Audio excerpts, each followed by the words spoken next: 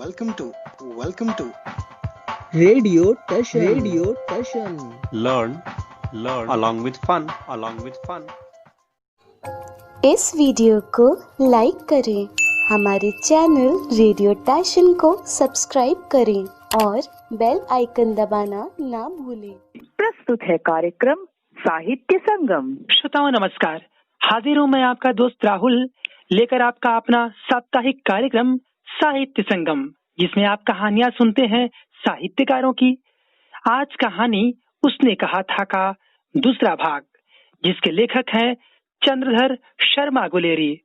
दर्शकों, technical problem की वजह से मैं यह कहानी संडे को लेकर न आ सका, इसके लिए मैं आप सभी से क्षमा प्रार्थी हूँ। दर्शकों, यह कहानी जून 1915 में प्रकाशित हुई थी और इस कहानी को प्रस्तुत कर रही हैं सोनाली चक्रवर्ती। तो आइए सुनते हैं कहानी उसने कहा था। लेखक चंद्रधर शर्मा गुलेरी, वाचन स्वर है सोनाली चक्रवर्ती का। कहानी उसने कहा था। लेखक चंद्रधर शर्मा गुलेरी।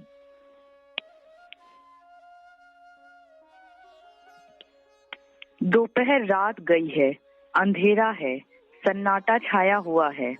बोधा सिंह खाली बिस्कुटों के 3 टीनों पर अपने दोनों कंबल बिछाकर और लहना सिंह के 2 कंबल और एक बरान कोट ओढ़कर सो रहा है।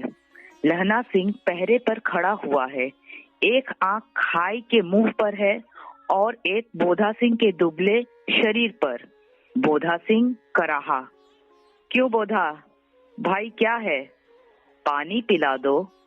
लहना सिंह ने कटोरा उसके मुंह से लगाकर पूछा। कहो कैसे हो? पानी पीकर बोधा बोला। कंपनी छूट रही है, रोम रोम में तार दौड़ रहे हैं, दांत बज रहे हैं। अच्छा, मेरी जर्सी पहन लो। और तुम? मेरे पास सिगड़ी है और मुझे गर्मी लगती है, पसीना आ रहा है। ना, मैं नहीं पहनता, 4 दिन से तुम मेरे लिए। हाँ, याद आई, मेरे पास दूसरी गरम जर्सी है, आज सवेरे ही आई है, विलायत से बुन बुन कर भेज रही है मेमे। गुरु उनका भला करें। यूं कहकर लहना अपना कोट उतार कर जर्सी उतारने लगा। सच कहते हो और नहीं झूठ? यूं कहकर ना ही करते बोधा को उसने जबरदस्ती जर्सी पहना दी और आप खाकी कोट और जीन का कुर्ता भर पहनकर पहरे पर आ खड़ा हुआ। मेम की जर्सी की कथा केवल कथा थी। आधा घंटा बीता, इतने में खाई के मुंह से आवाज आई, सूबेदार हजार सिंह। कौन? लपटन साहब। हुक्म हुजूर, कहकर सूबेदार तनकर फौजी सलाम करके सामने हुआ। देखो, इसी दम धावा करना होगा। मील भर की दूरी पर पूरब के कोने में एक जर्मन खाई है, उसमें 50 से ज्यादा जर्मन नहीं है। इन पेड़ों के नीचे नीचे 2 खेत काट कर रास्ता है, 3-4 घुमाव है, 4 मोड़ है। वहाँ 15 जवान खड़े कर आया हूँ। तुम यहाँ 10 आदमी छोड़कर सबको साथ ले जान, उनसे जा मिलो। खंदक छीन कर वहीं, जब तक दूसरा हुक्म न मिले डटे रहो, हम यहाँ रहेगा। जो हुक्म। चुपचाप सब तैयार हो गए। बोधा भी कंबल उतार कर चलने लगा। तब लहना सिंह ने उसे रोका। लहना सिंह आगे हुआ तो बोधा के बाप सूबेदार ने उंगली से बोधा की ओर इशारा किया। लहना सिंह समझकर चुप हो गया। पीछे 10 आदमी कौन रहे, इस पर बड़ी हुज्जत हुई। कोई रहना न चाहता था। समझा बुझाकर सूबेदार ने मार्च किया।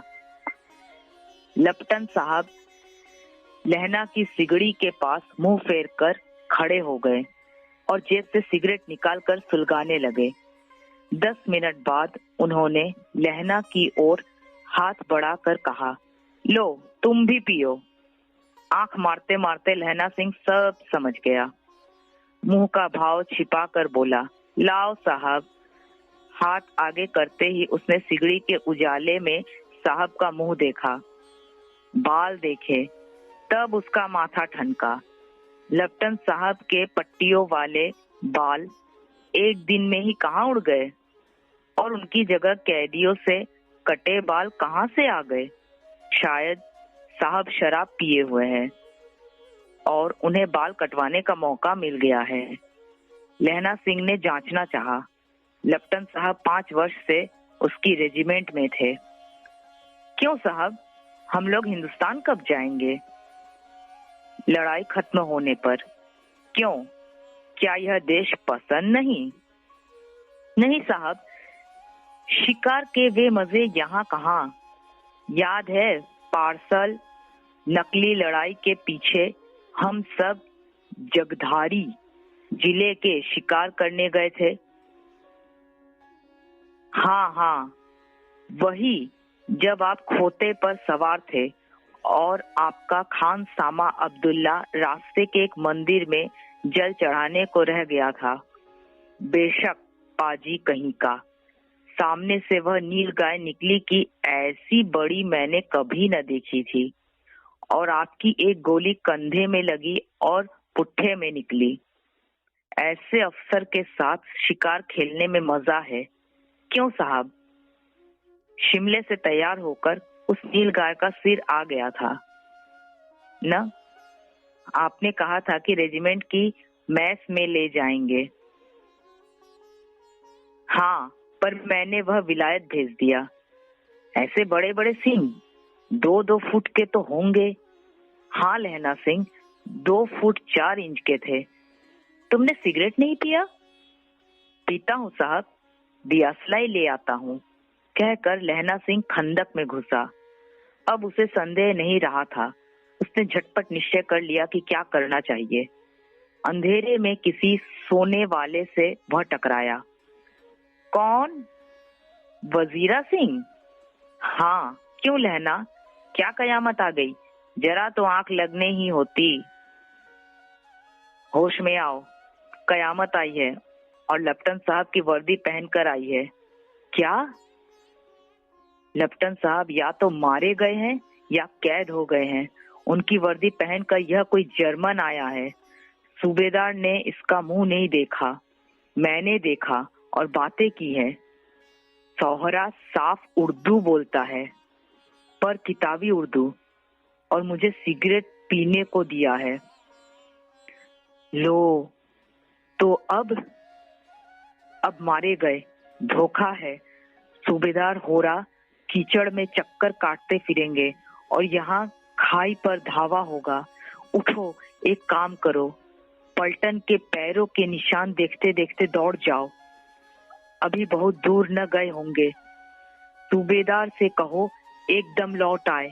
खंदक की बात झूठ है। चले जाओ, खंदक के पीछे से निकल जाओ, पत्ता तक न खड़के, देर मत करो।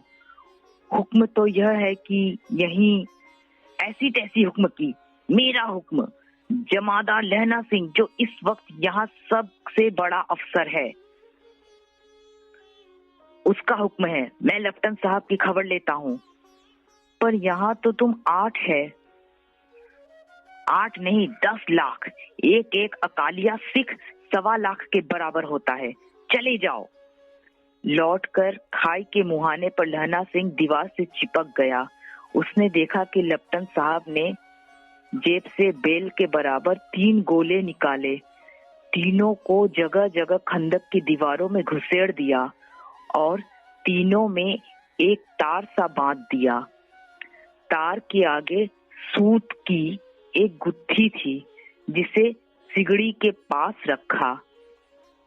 बाहर की तरफ जाकर एक दियासलाई जलाकर गुत्थी पर रखने। इतने में बिजली की तरह दोनों हाथों से उल्टी बंदूक को उठाकर लहना सिंह ने साहब की कोहनी पर तान कर दे मारा।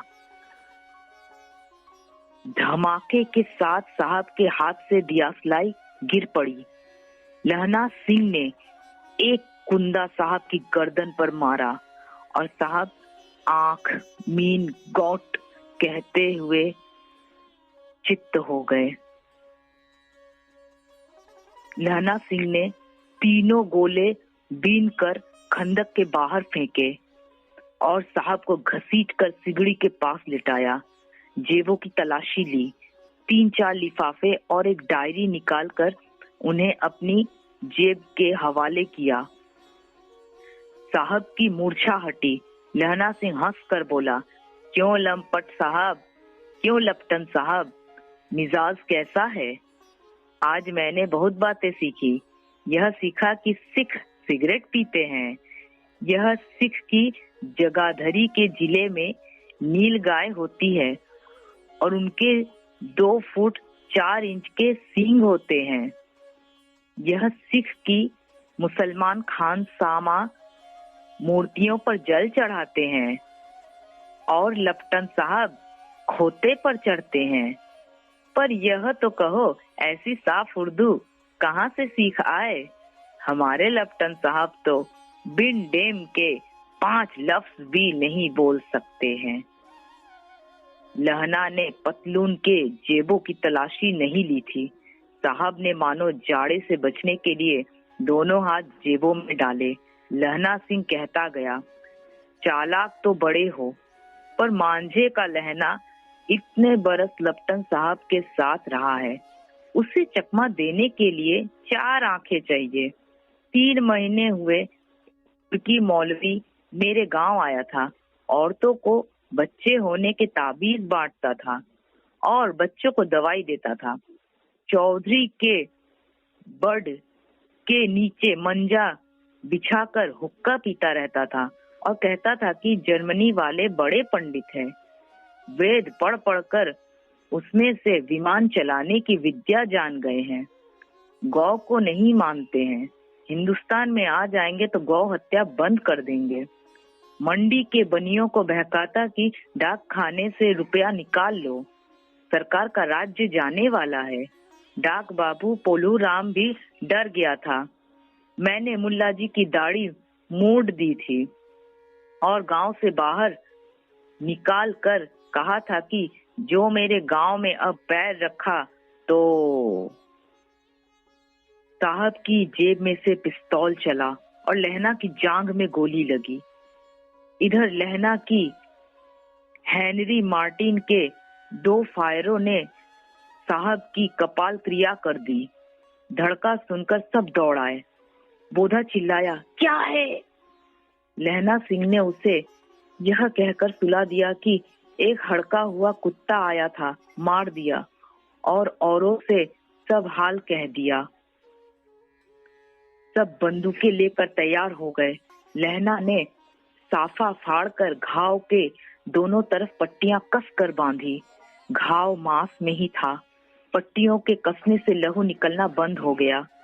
इतने में 70 जर्मन चिल्लाकर खा में घुस पड़े। सिखों की बंदूकों की बाढ़ ने पहले धावे को रोका, दूसरे को रोका, पर यहाँ थे 8। लहना सिंह तक कर मार रहा था। वह खड़ा था और लेटे हुए थे और वे 70 अपने मुर्दा भाइयों के शरीर पर चढ़कर जर्मन आगे घुसे आते थे। थोड़े से मिनटों में वे अचानक आवाज आई, वाह गुरुजी की फतेह, वाह गुरुजी का खालसा। और धड़ाधड़ बंदूकों के फायर जर्मनों की पीठ पर पड़ने लगे। ऐन मौके पर जर्मन 2 चक्की के पाटों के बीच में आ गए। पीछे से सूबेदार हजारा सिंह के जवान आग बरसाते थे और सामने लहना सिंह के साथियों के संगीन चल रहे थे। पास आने पर पीछे वालों ने भी संगीन पिरोना शुरू कर दिया। एक किलकारी और अकाल सिखां दी फौज आई। वाह गुरुजी दी फतेह, वाह गुरुजी दा खालसा, सत श्री अकाल पुरखा। और लड़ाई खत्म हो गई। 63 जर्मन या तो खेत रहे थे या करा रहे थे। सिखों में 15 के प्राण गए। सूबेदार के दाहिने कंधे में से गोली आर पार निकल गई। लहना सिंह की पसली में एक गोली लगी। उसने घाव को खंदक की गीली मिट्टी से पूर लिया और बाकी का साफा कसकर कमर बंद की तरह लपेट लिया। किसी को खबर न हुई कि लहना को दूसरा घाव, भारी घाव लगा है। लड़ाई के समय चांद निकल आया था, ऐसा चांद जिसके प्रकाश से संस्कृत कवियों का दिया हुआ क्षयी नाम सार्थक होता है। और हवा ऐसी चल रही थी जैसी बाण भट्ट की भाषा में दंत विर्णोपदेशाचार्य कहलाती। वजीरा सिंह कह रहा था कि कैसे मन भर फ्रांस की भूमि मेरे बूटों से चिपक रही थी जब मैं दौड़ा दौड़ा सूबेदार के पीछे गया था। सूबेदार लहना सिंह से सारा हाल सुन और कागजात पाकर वे उसकी तुरंत बुद्धि को सराह रहे थे और कह रहे थे कि तू न होता तो आज सब मारे जाते।